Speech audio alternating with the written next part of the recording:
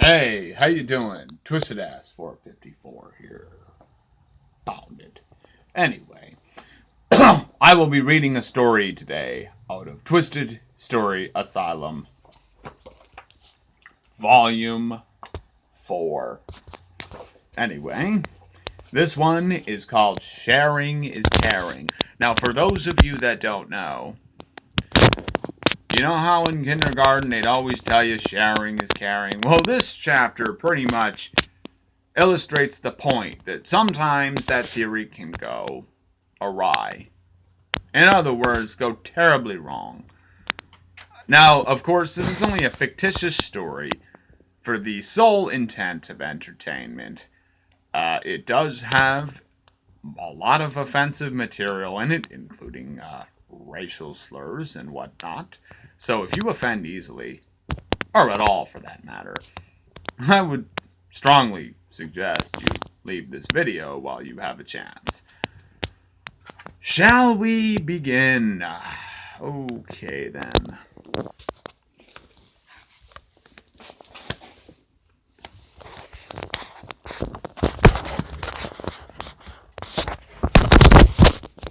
Okay. Sharing is caring. Many of you have probably heard the phrase, sharing is caring, often preached by a kindergarten teacher to a class of young children / whippersnappers.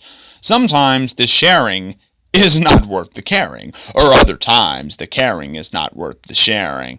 This is especially true when it comes to sharing AIDS, communism, your wife being gangbanged by a band of ravenous hood rats, mostly consisting of niggers, but not always so, in parentheses, your kids in the hands of NAMBLA, notorious band gang of pedophiles, in parentheses. As I said, sometimes sharing is no good. This is a lesson a kindergarten teacher,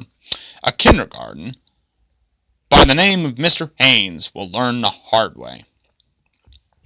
The teacher says, sharing is caring. Very good, he says. But the thing is, his life goes horribly awry when he comes home and sees this shit right here.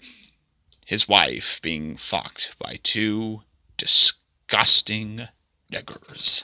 Ooh, I said the N-word. That's not very nice. Prime example of sharing.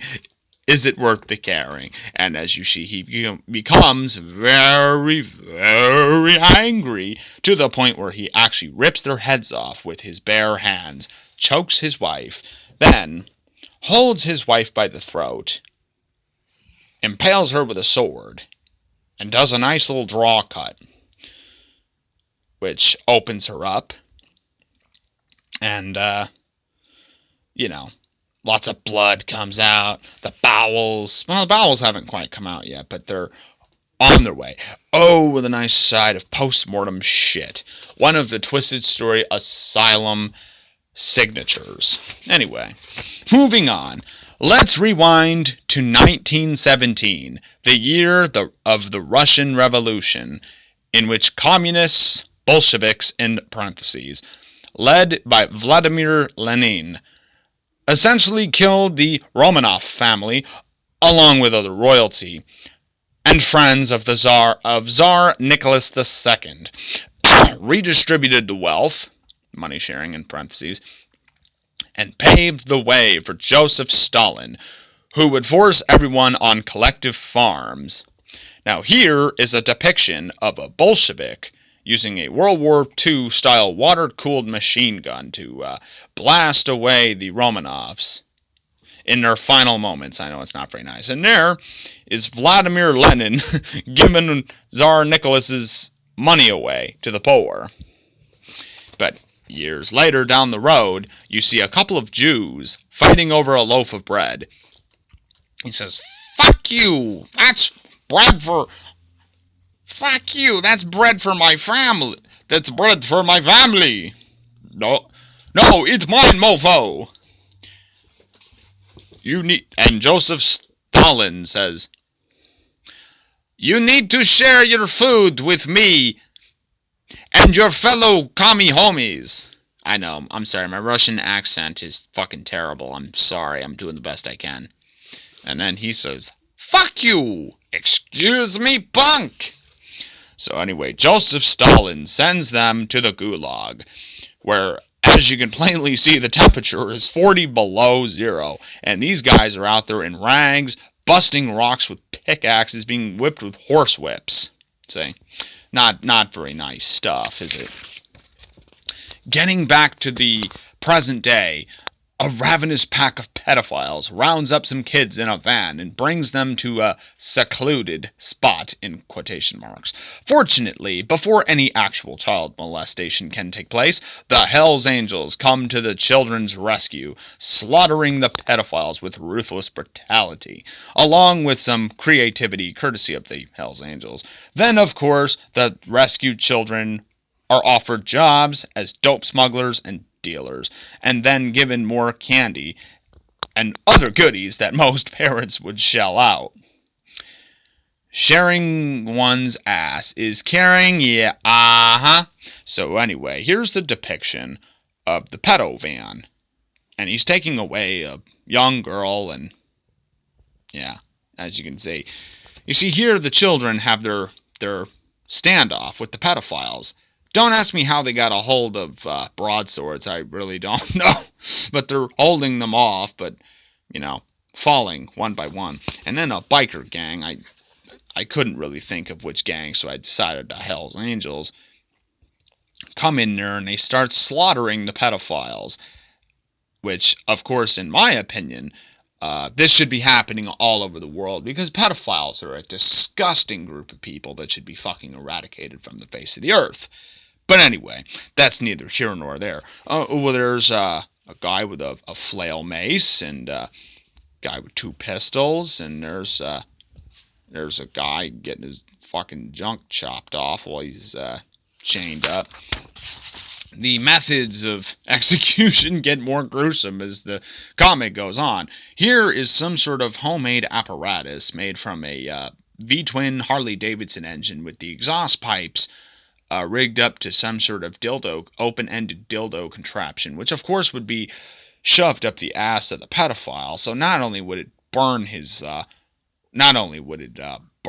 rectum, but it would also emit exhaust fumes up through his intestines, thus killing him slowly and painfully. There's another guy having his face burnt out on a motorcycle tire. There's another guy who's been hung up on a meat hook and is being sliced open with a gas-powered cutoff saw.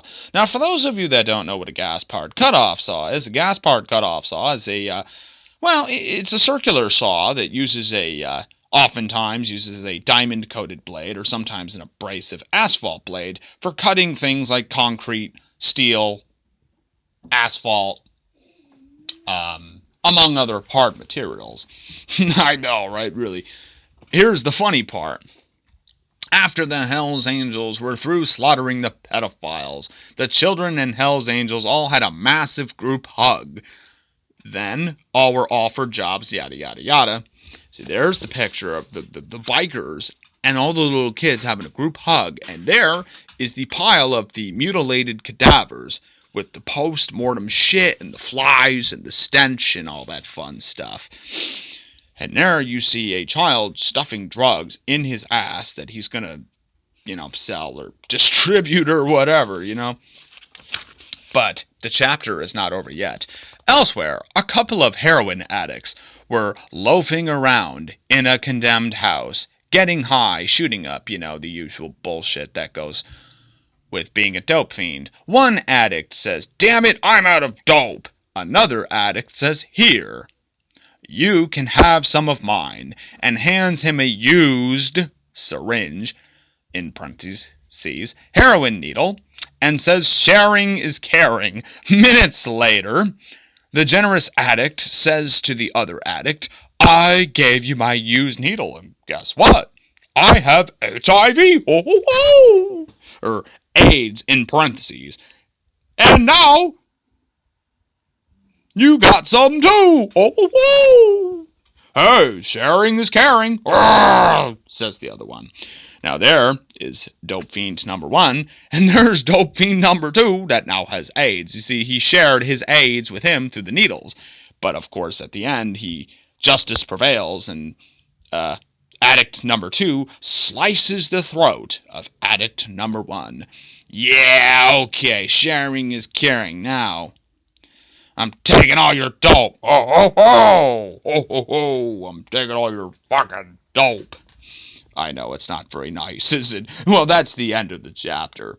There's plenty of good other chapters in the book. Yeah, there's plenty of madness and mayhem to go around, as you could plainly fucking see. Stay tuned for my next chapter, which I'm not going to read in this video, The Vegetable Ride, featuring Terry Schiavo. That is a great chapter, so stay tuned for that in my next video, and there's some videos that